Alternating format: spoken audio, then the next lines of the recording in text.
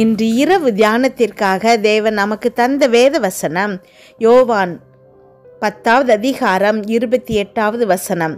நான் அவைகளுக்கு நித்திய ஜீவனை கொடுக்கிறேன், அவைகள் ஒரு காலும் கெட்டு போவதில்லை, ஒருவனும் அவைகளை என் கையிலிருந்து பறித்து கொள்வதும் இல்லை. கிறிஸ்துவுக்குள் பிரியமானவர்களே, நம்ம ஒவ்வொருத்தருமே ஏசப்பாவுடைய கரங்களில் இருக்கிறோம். அதனால தான் அவருடைய கரங்களில் இருந்து நம்மளை யாருமே பறிக்க முடியாதுன்னு சொல்கிறாரு. அப்போ நம்ம எங்கே இருக்கிறோன்னா ஏசப்பாவுடைய கரங்களில் இருக்கிறோம். எவ்வளவு பெரிய விஷயம் பாருங்களேன். யாருமே பறித்து கொள்ள முடியாதுன்னு சொல்கிறாரு. ஏன்னா அவர் ஒரு நல்ல மேய்ப்பன் தன்னுடைய ஆடுகளை அவ்வளவு பத்திரமாக பார்த்துக்கிறாங்க. இப்போது யாராவது வேலைக்கு வைக்கிறோம் அப்படின்னா, ஒரு சிங்கம், நரி, புலி ஏதாவது வந்தது அப்படின்னா ஆட்டை விட்டுட்டு தன்னுடைய உயிரை காப்பாற்றணும்னு சொல்லிட்டு அவன் ஓடி போயிடுவான். ஆனால் அந்த ஆட்டுக்கு சொந்தக்காரர் அப்படின்னா தன்னுடைய உயிரை பணயம் வச்சு தன்னுடைய ஆடுகளை காப்பாற்றுவாங்க.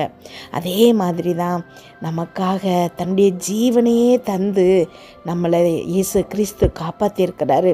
நமக்கும் தேவனுக்கும் நடுவாக இருந்த அத்தனை அக்கிரமங்களாகிய நம்மளையும் தேவனையும் பிரிக்கக்கூடிய தடுப்பு சுவரை அவர் சிலுவையில் நமக்காக இடித்து நம்மளை விட்டு அகற்றி விட்டார். தேவன் நம்முடைய பட்சத்தில் இருக்கும்போது நமக்கு விரோதமாக இருப்பவன் யார்? அவர் நம்ம கூட இருக்கும்போது, நாம் அவரோட உள்ளங்கையில் இருக்கும்போது நமக்கு விரோதமாக அவர் கையிலிருந்து நம்மளை யாராலையும் பறிக்க முடியாது.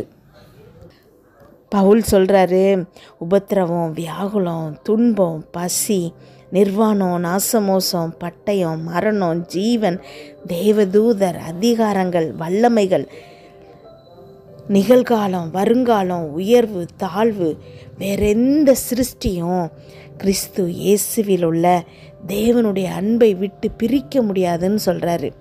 ஏன்னா தேவனுடைய அன்பு நமக்கு கிறிஸ்து இயேசு வழியாக நமக்கு வந்திருக்குது. கிறிஸ்து இயேசுவினுடைய செய்கையினால், அவர் நமக்காக செய்த கிரியையினால் நமக்கு கிடைச்சிருக்கு. அப்போது இந்த அன்பை விட்டு நம்மளை யாராலையும் பிரிக்க முடியாது. சிருஷ்டிக்கப்பட்ட எந்த மனுஷனும் சரி, நிகழ்காலத்தில் நடக்கிற விஷயங்கள், வருங்காலத்தில் நடக்கிற விஷயங்கள் எதுவும் தேவனுடைய அன்பை விட்டு நம்மளை பிரிக்கவே முடியாது. அவருடைய கரங்கள்லேருந்து உங்களை யாராலையும் பறித்து கொள்ள முடியாது. இதை நம்ம நல்லா புரிஞ்சுக்கிட்டோம் அப்படின்னா எதுக்காகவும் நம்ம பயப்பட தேவையில்லை. ஜெபிப்போமா?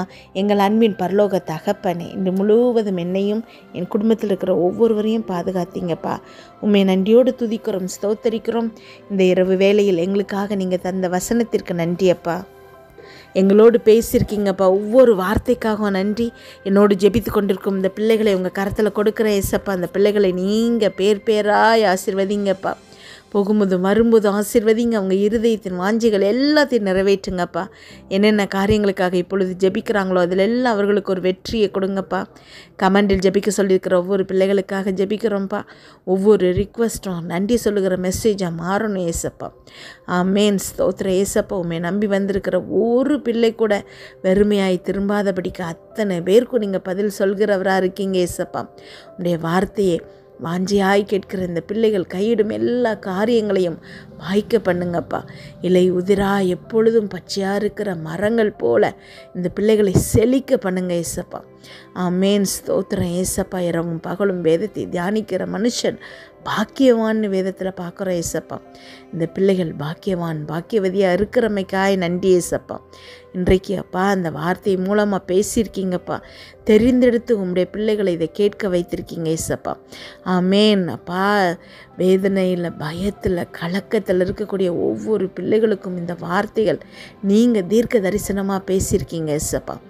ஆமேன். உங்களுடைய கரங்கள்லேருந்து இந்த பிள்ளைகளை யாராலையும் பறிக்க முடியாதுன்னு சொல்லியிருக்கீங்கப்பா. எத்தனையோ பிள்ளைகள் அப்பா மந்திரம், செய்வினை, கோளாறுகள்னால கஷ்டப்பட்டுட்ருக்காங்கப்பா. கண்ணீரோடு இருக்காங்கப்பா. எந்த நோயுமே இல்லாமல் ஆனால் உடம்பு முழுவதும் வேதனையோடு இருக்காங்கப்பா. ஹாஸ்பிட்டலுக்கு போனாங்கன்னா டாக்டர்ஸ் செக் பண்ணிவிட்டு எதுவுமே இல்லைன்னு சொல்கிறாங்க. ஆனால் அவங்களுக்கு இருக்கிற வேதனைகள் நீங்க மாட்டேங்குதுப்பா. சாப்பிட முடியலை, உடம்பெல்லாம் புண்ணு, வயிறெல்லாம் எரியுது, என்னென்னமோ பிரச்சனைகள் சொல்கிறாங்கப்பா. பிசாசின் அத்தனை கிரியைகளும் இப்பொழுது அழிக்கப்படுவதாக. பாவமுடைய பிள்ளைகளுக்கு எதிராக செய்யப்பட்ட பில்லி, சூனியம், மந்திரம், செய்வினை அத்தனையும் இப்பொழுது அவங்களை விட்டு நீங்குகிறமைக்காய் நன்றி ஏசப்பா. உம்முடைய கைகளிலிருந்து இந்த பிள்ளைகளை யாராலும் பறிக்க முடியாதுப்பா. ஆமேன். ஸ்தோத்திரம் ஏசப்பா. இந்த பொல்லாத பிசாசின் அத்தனை கிரியைகளும் இப்பொழுது அழிக்கப்படுவதாக இயேசு கிறிஸ்து நாமத்தில் இப்பொழுதே இந்த பிள்ளைகள் விடுதலை பெறுவார்களாக. இதை கேட்டுக்கொண்டு உள்ளத்தின் ஆழத்திலிருந்து ஜெபித்து கொண்டிருக்கிற ஒவ்வொரு பிள்ளைகளுக்கும் தலைமுறையாக வரும் சாபத்திலிருந்து நீங்கள் இப்பொழுது விடுதலை கொடுக்குறீங்க. யாரெல்லாம் இந்த மந்திரம் பில்லி சூனியம் செய்வனையினால் கஷ்டப்படுறாங்களோ நீங்கள் எல்லாரும் இப்பொழுது இயேசு கிறிஸ்து நாமத்தில் விடுதலை பெற்றுக்கொள்வீர்களாக. ஆமேன். இனி உங்களுக்கு இதனால் எந்த பிரச்சனையும் வரப்போவதில்லை. ஏன்னா நீங்கள் இருக்கிற இடம் இயேசு கிறிஸ்துவின் கரங்கள். அவருடைய கரங்கள்லேருந்து உங்களை யாராலையும் பறிக்க முடியாது. அவர் உங்கள் பட்சத்தில் இருக்கும்போது உங்களுக்கு விரோதமாக நிற்பவன் யார்? ஆமேன். நீங்கள் இதை திரும்ப திரும்ப திரும்ப கேளுங்க. உங்களுக்கு எதிராக வரக்கூடிய அத்தனை வகையான கிரியைகள்கிட்டையும் நீங்கள் சொல்லுங்கள், தேவன் என் பட்சத்தில் இருக்கும்போது எனக்கு எதிராக நிற்பவன் யார்? தைரியமாக எதிர்த்து நில்லுங்க. உங்கள் முன்னாடி யாரும் வர முடியாது. உங்களை இயேசு கிறிஸ்துவின் கரங்கள்லேருந்து யாராலையும் பறித்து கொள்ள முடியாது. வேலை பார்க்குற இடங்களில் குடும்பங்களில் உங்களுக்கு எதிராக மனுஷங்க சதி செய்யலாம், நிறைய திட்டங்களை தீட்டலாம். ஆனால் எதுவும் உங்ககிட்ட வாய்க்காமல் போகும். ஆமேன். உங்களுக்கு எதிராக செய்யப்படும் அத்தனை ஆயுதங்களும் வாய்க்காமல் போகும்.